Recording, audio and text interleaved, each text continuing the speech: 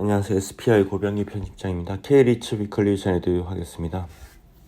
네, 지금 목 상태가 별로 좋지 않아서 감안해서 들어주시면 좋을 것 같습니다. 일단 지난주 상장 리츠 시장은 하락세가 계속됐고요. 이제 4주 연속 하락을 했는데 특히 지난주는 이제 전주에 비해서 낙폭도 크게 확대가 됐습니다. EP의 상장 리츠의 단순 평균 수익률을 계산해 보면 마이너스 2.31%를 기록했는데요. 전주가 이제 마이너스 0.86%였는데 전주에 비해서 낙폭이 되게 커졌고 지난 4주 중에서도 가장 크게 하락을 했습니다. 전반적으로 보면 리츠 시장에 호재가 될 만한 소식들이 크게 보이지 않는 상황이고요. 일단 리츠 같은 경우에는 금리 영향이 되게 큰데 여전히 이제 금리 인상에 대한 우려가 계속되고 있습니다. 지난주 이제 미국 10년물 국채 금리가 이제 4개월 만에 4%를 찍었는데 지난 3월 달에 이제 실리콘밸리 은행 사태 이후 처음이고요.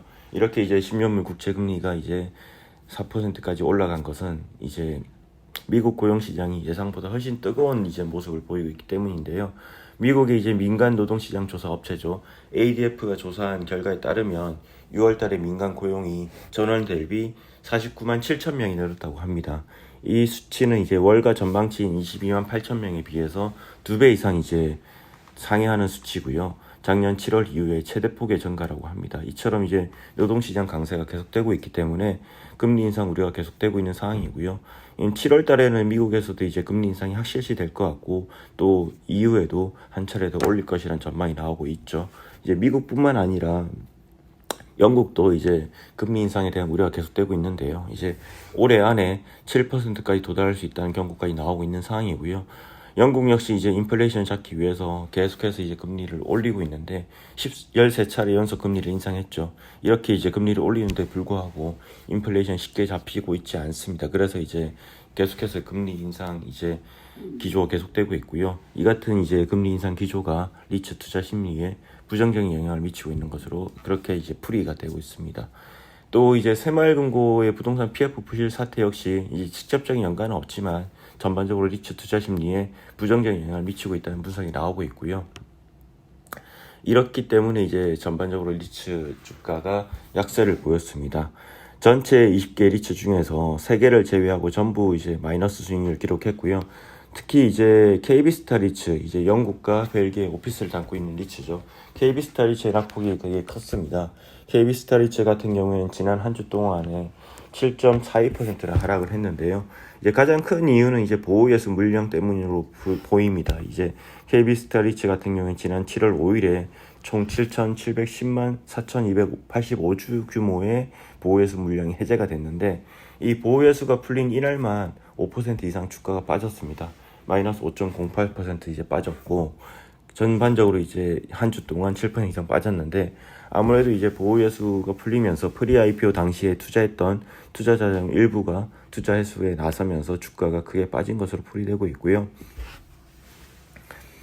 뭐 이제 전반적으로 이제 리츠 시장이 안 좋지만 이 KB스타 리츠처럼 이제 해외 자산을 담은 리츠에 대한 우려도 계속해서 나오고 있는데요. 이제 해외 자산 담은 리츠 같은 경우에는 이미 KB스타 리츠의 영국 오피스 자산이라든지 마스턴 프리미어 리츠의 이제 프랑스 물류센터 같은 경우에는 캐시트랩 이벤트가 발생한 적이 있죠. 캐시트랩 이벤트라고 하면 이제 LTV가 기준치를 넘었을 경우에 대주단이 이제 대출금 상환을 위해서 현금을 유보하도록 하는 이벤트인데요.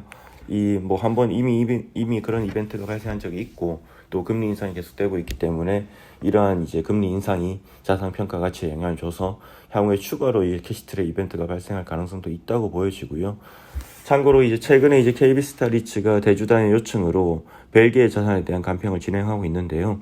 아직 최종 결과가 나오지는 않았는데 일단 이번 간평에서는 캐시트랩 이벤트가 발생할 가능성은 이제 낮아 보이고요. 해외 자산 담은 리츠 같은 경우에는 이제 사실 이제 전반적으로 국내보다는 자산 관리 역량이 떨어지는 편이라고 볼 수 있고요. 그래서 이제 보면 이제 지난주에도 실제로 국내 상장 리츠 중에서 해외 자산 담은 리츠가 이제 총 7개인데 전부 하락세를 보였고 특히 이제 100% 해외 자산만 담고 있는 KB스타 리츠라든지 JR 글로벌 리츠의 낙폭이 상당히 컸습니다. KB스타 리츠가 7% 이상 하락을 했는데 JR 글로벌 리츠 같은 경우에도 마이너스 4.78%를 기록을 했습니다. 또 해외 자산 비중이 60% 이상인 마스턴 프리미어치 같은 경우에도 지난주에 이제 1.23% 하락을 해서 7일날 이제 주가가 3,230으로 마감을 했는데 이 주가가 이제 마스턴 프리미어 리츠의 신저가이기도 합니다. 이처럼 크게 하락을 했고요. 이 외에도 신저가를 기록한 리츠가 또 하나 더 있는데 신한서부 T&D 리츠입니다. 신한서부 T&D 리츠 같은 경우에는 지난주에 이제 4.93% 하락을 했는데 전주에도 이제 5% 이상 하락을 했었죠. 이렇게 2주 연속 큰 폭으로 하락을 하면서 신저가를 기록을 했습니다. 개별 리츠별로 이제 이슈들을 좀 살펴보면 이지스 레지던스 리츠 같은 경우에는 이제 국내 유일한 주거 전문 리츠이죠. 주거 전문 리츠로 임대주택이라든지 스튜던트 하우징 그리고 코리빙 같은 다양한 형태의 이제 주거 자산을 담고 있는데요. 그 중에 하나가 이제 서울시 마포구에 위치한 서교타운입니다. 서교타운은 이제 코리빙과 리테일로 구성된 자산인데요. 현재 이지스 레지던스 리츠 같은 경우에는 이제 서교타운 지분의 30% 정도를 보유하고 있고 향후에 이제 수익정권 우선 매수권을 보유하고 있기 때문에 추가로 지분을 확보할 계획도 가지고 있다고 합니다. 근데 이제 이번에 이제 K리츠 위클리에서 이제 이지스 레지던스 리츠의 파이프라인인 서교타운을 한 번 더 소개해드리는 거는 이제 서교타운이 최근에 준공했기 때문인데요. 서교타운 같은 경우에는 이제 코리빙과 리테일로 구성이 되어 있습니다. 코리빙과 리테일로 구성되어 있는데 코리빙 같은 경우에는 이제 로컬 스티치, 코리빙 오퍼레이터죠. 로컬 스티치가 최장 20년 동안 이렇게 장기 책임 임차에서 운영하기로 되어 있고요. 그렇기 때문에 이제 안정적인 임대 운영이 가능할 것으로 예상이 되고요.